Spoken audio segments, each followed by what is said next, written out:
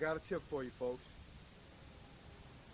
My deal is that there's so many people look a lot older than what they really are, and reason being, and I have to go back on that subject of you are what you eat, because when you eat meat by itself, it's acidic. When you're eating carbs by itself, your body, you may feel good, it may taste good to you, because everything that tastes good to you isn't good for you. What actually helps me to keep, I don't want to say my youth, I should say, is that I want to make sure that I eat a green vegetable every time that I eat. And as I train and I develop and I grow. How old are you, Josh? I'm actually 41 years old right now. I'll be 42. But I try to keep a lot of the stress down.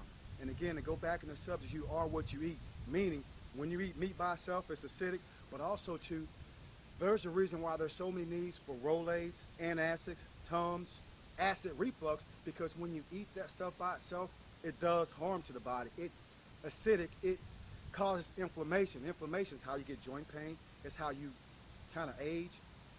Think about this here. If you cut an apple open and you let it sit there for a second, pretty soon it starts to brown like pretty quick.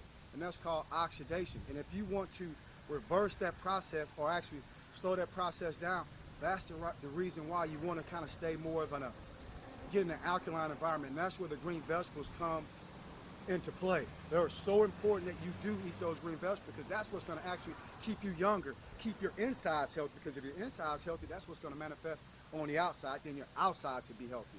So eat more green vegetables. Anytime that you eat meat or carbs, whether by itself, I don't care what it is, make sure you try to eat green vegetables, even if you don't like it. I don't like broccoli, I don't like spinach, I don't like asparagus, but I eat it because I know it's going to be benefiting me. It's going to help me when I get 70, 80, 90 years old. I won't look like I'm 80 or 90 years old. Not because I'm training, because I am what I eat.